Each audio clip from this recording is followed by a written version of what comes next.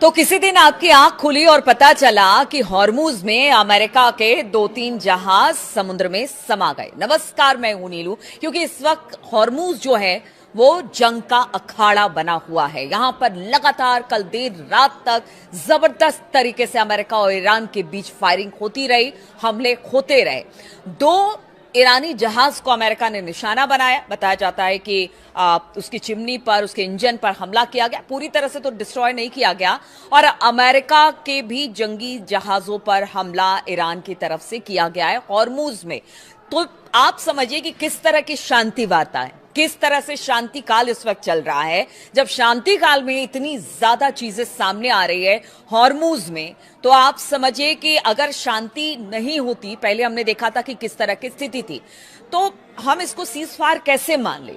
Cease fire से पहले ही अगर इस तरह की कार्रवाई हो रही है तो कभी भी कोई बड़ा हमला हो सकता है अमेरिका और ईरान के बीच में। अभी देखिए, अभी 4-5 दिन पहले ही ईरान को भेजा गया था अमेरिका की तरफ से 14 सूत्रीय प्रस्ताव। कहा गया था 30 दिन की मोहलत होगी, बातचीत होगी, चाहे वो परमाणु कार्यक्रम हो या बाकी चीज हो। लेकिन उसके बावजूद अमेरिका लगातार हमले कर रहा है और फिर कह रहा है कि वो अपने बचाव में यह हमला कर रहा है। अब बताइए, आप किसी के घर में घुसने की कोशिश करेंगे, कोई आप पर हमला नहीं करेगा।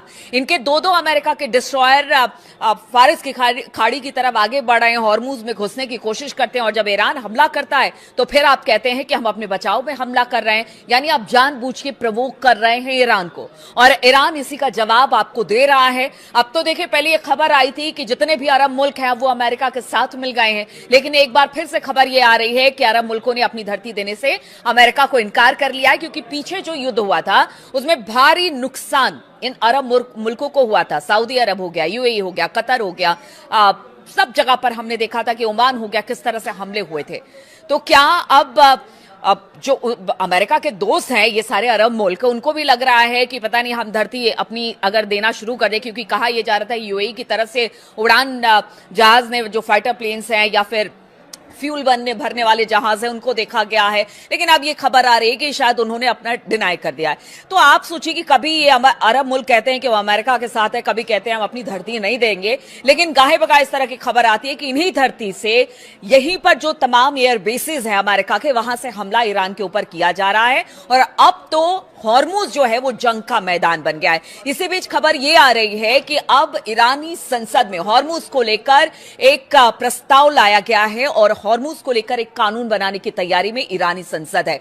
अब देखिए, ईरानी संसद अगर इस कानून को पास कर देती है, जिस प्रस्ताव को लाया गया है, तो उसके बाद हॉर्मूज में घुसना अमेरिका के लिए नामुमकिन हो जाएगा। और अमेरिका अगर यहां पर अंदर घुसता है तो कहीं ना कहीं डायरेक्ट तौर से वो उसकी संप्रभुता, यानी कि ईरान की संप्रभुता पर चोट करता है, उसके कानून का उल्लंघन करता है। अभी तो आईआरजीसी ही वहां पर जवाब दे रही है अमेरिकी हमलों का। लेकिन अगर ये कानून बनाता है ईरान, तो आप समझिए कि अमेरिका की मुश्किलें बंद हो जाएगी। हालांकि मानना ना मानना इस कानून को अमेरिका के हाथ में है, लेकिन फिलहाल तो यह कहा जाएगा कि अमेरिका ने उनके क्षेत्र में घुसने की कोशिश की है, जबकि ईरानी संसद अगर ये हॉर्मूज को लेकर जो कानून बना देते हैं। अब देखिए, कुछ खबर ऐसी भी आ रही है, मैंने शुरुआत में ऐसा क्यों कहा कि किसी दिन आपकी आंख खुलेगी और पता चलेगा कि 2-3 अमेरिकी जो जहाज हैं वो समुद्र में समा गए। तो कुछ ऐसी खबरें आ रही है। तो एक्सपर्ट ऐसा मान रहे हैं कि ट्रंप भले दावे कर ले, लेकिन हम आपको बता दें, पारंपरिक नौसैनिक युद्धपोतों को भारी नुकसान के बावजूद ईरान का हॉर्मूज स्ट्रेट, अब भी इस पर ईरान का दबदबा कायम है। और ईरान ये बता दे रहा है और लगातार बता भी रहा है। कल देर रात तक वहां पर हमले हुए हैं, अमेरिकी जहाजों पर भी हुए हैं और अमेरिका की तरफ से ईरानी जहाजों पर भी हुए हैं। और ईरान ने बता दिया है कि आप अगर इतना सा हमला करेंगे तो फिर उसका जवाब बड़े हमले से दिया जाएगा। इसलिए कहा जा रहा है कि अब भी हॉर्मूज में ईरान का दबदबा है। एक्सपर्ट का कहना है कि ईरान का हॉर्मूज स्ट्रेट में मुकाबला अमेरिका के लिए आसान नहीं है, क्योंकि उसके पास यहां पर कई ऐसे अनदेखे हथियार हैं जिसका इस्तेमाल अब तक किया ही नहीं है ईरान ने। और आप समझिए कि अगर मैं कह रही हूं कि किसी दिन आपकी आंख खुली और आपको पता चला कि अमेरिकी जहाज पानी के गर्त में समा गए, तो उसके लिए अब बताया जा रहा है, जो एक्सपर्ट कह रहे हैं कि ईरान के पास कुछ ऐसे फ्लीट हैं जिनको मॉस्किटो फ्लीट कहा जाता है, यानी मच्छर की सेना। और ये जो मच्छर की सेना है, कहते हैं कि बड़े से बड़े जहाज को भी निस्ते नाबूद कर सकती है, पानी में डुबो सकती है, बड़ा नुकसान पहुंचा सकती है। ईरान की हॉर्मुज स्ट्रेट से गुजरने वाली व्यापारिक जहाजों को धमकाने की क्षमता, असल में ये जो जितने युद्ध के तरीके हैं ईरान के, वो कहीं ना कहीं बहुत ज्यादा इन बातों पर निर्भर करता है कि वो किस तरह से बड़े जहाजों को भी टारगेट कर सकते हैं। जैसे कि ड्रोन अटैक हो गया, हमने देखा कि पीछे किस तरह से जो ईरान की पूरी स्ट्रेटेजी थी, ठीक है उन्होंने मिसाइलें बनाई लेकिन ज्यादा हमले ड्रोन से किए, बारूदी सुरंगें बिछाई, छोटी हमलावर नावों का बेड़ा इस्तेमाल किया जिसे मॉस्किटो फ्लीट कहा जाता है, और इन्हीं पारंपरिक तरीकों से वो लगातार इजराइल और अमेरिका पर हमले करते रहे और संपत्तियों को नुकसान पहुंचाते रहे। और ये हमने देखा कि पीछे युद्ध में जो सब कुछ हुआ, अरब मुल्क से लेकर अमेरिका के एयरबेसेस तक जबरदस्त तरीके से इसी युद्ध नीति की वजह से ईरान के हुआ है।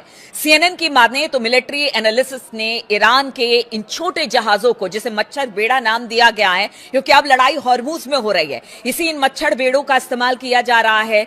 और ये किस तरह से ईरान को एज दिलाएंगी, ईरान को आगे बढ़ाएंगी, वो आपको बताते हैं। तो इस्लामिक रिवोल्यूशनरी गार्ड यानी IRGC के ये जो छोटे जहाज हैं, वो अमेरिकी सेना के लिए बहुत बड़ी रणनीतिक चुनौती पेश कर रहे हैं और आगे भी कहा जा रहा है कि पेश करने वाले हैं। सबसे अहम बात, इन नावों पर तैनात मिसाइलें, बंदूकें और दूसरे हथियार होते हैं जो कि बड़ी तेजी के साथ जाते हैं और किसी नाव से टकराते हैं और उसको भारी नुकसान पहुंचाते हैं। मॉस्किटो फ्लीट की बात की जाए तो असल में पानी पर लड़ी जाने वाली गोरिल्ला लड़ाई है। और देखिए, इसके लिए ईरान जाना जाता है। जिस तरह से उसने स्ट्रेटेजी बनाई और भारी नुकसान अमेरिका को पहुंचाया, उसमें ये जो मॉस्किटो फ्लीट है वो भी अब बड़ा योगदान इस पूरे हॉर्मुज स्ट्रेट में देने वाला है और इसे गुरिल्ला युद्ध से जोड़ा जा रहा है। हॉर्मुज स्ट्रेट के आसपास ईरान के द्वीप जो हैं, कहा यह जाता है कि यहां जो गुफाएं बनी हुई है या जो पहाड़ी जो छोटे छोटे दरार हैं, उसमें इस फ्लीट को छुपाकर रखा जाता है और जब कभी भी जरूरत होती है इनको पानी में उतार दिया जाता है। स्ट्रेट ऑफ हॉर्मुज के ये सक्रिय रास्ते से गुजरने वाले जहाज शक्तिशाली होते हैं, कितने भी शक्तिशाली युद्धपोत क्यों ना हो, उनको जबरदस्त तरीके से नुकसान पहुंचाते हैं और वहां पर ये बड़े जहाज अपने आप को बेबस पाते हैं। मॉस्किटो फ्लीट एक छोटा, तेज, फुर्तीला नावों का बेड़ा है जिसे कहीं भी इस्तेमाल किया जा सकता है पानी में। इसकी आवाजाही में रुकावट डालने या फिर जो वहां पर जहाज हैं उनको नुकसान पहुंचाने के लिए ही इसे खास तौर पर डिजाइन किया गया है। यह फ्लीट समुद्र में एक कह लीजिए कि छापामार बल की तरह काम करती है। यह पारंपरिक तरीके से लड़ने के बजाय मारो और भागो की रणनीति पर पूरी तरह से डिपेंड करती है। मॉस्किटो फ्लीट की नावों में गार्ड जो होते हैं वो नौसेना मिसाइलों और ड्रोनों को छिपी जगहों से लॉन्च कर सकते हैं, यानी जो छोटे छोटे समुद्र के किनारे जो गुफाएं हैं या दरारें हैं वहां से भी इसको लॉन्च किया जा सकता है।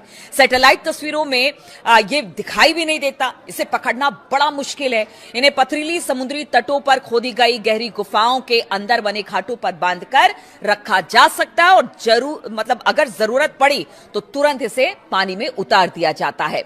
अब देखिए किस तरह से अब अमेरिकी जो जहाजें हैं उनके लिए एक बड़ा सिरदर्द बनी हुई है और दूसरी तरफ खबर यह आ रही है कि ईरान लगातार चुनौती अमेरिका को दे रहा है और अमेरिका जो है वो बातचीत, बार बार हम देखते हैं कि बातचीत की पेशकश करता है लेकिन जबरदस्त तरीके से हमले करता है। अब कोई भी बड़ा हमला हो सकता है लेकिन अभी जो स्थिति है बेहद खतरनाक है और इस खतरनाक स्थिति को देखते हुए कहा यह जा रहा है कि अगर ये कानून ईरान सरकार लेकर आ जाती है हॉर्मुज को लेकर, तो फिर अमेरिका के लिए बड़ा मुश्किल होने वाला है। लेकिन ये मान के चलिए कि ईरान तो यहां से गिव अप करने वाला नहीं है। ईरान ने कई ऐसे हथियार, एक्सपर्ट भी इसको बता रहे हैं कि अगर ईरान हॉर्मुज में वो अपने आप बता रहा है कि हमारी जगह है, आप इसमें घुसेंगे तो हम मारेंगे, यानी उसके पास कुछ ऐसे इंतजाम जरूर हैं जिससे कि वो अमेरिका को बड़ी भारी चुनौती दे सकता है। और इस बीच एक और खबर आई है कि कल देर रात तक जो झड़प अमेरिका और